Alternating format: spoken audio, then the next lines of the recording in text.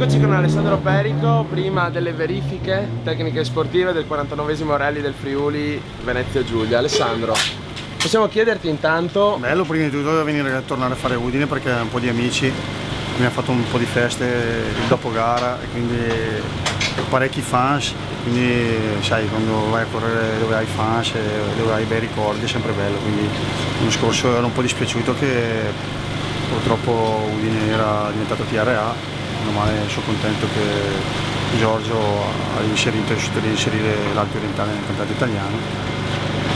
Poi a prescindere ci sono delle prove bellissime, è una gara dove mi piace molto, quindi faremo di più.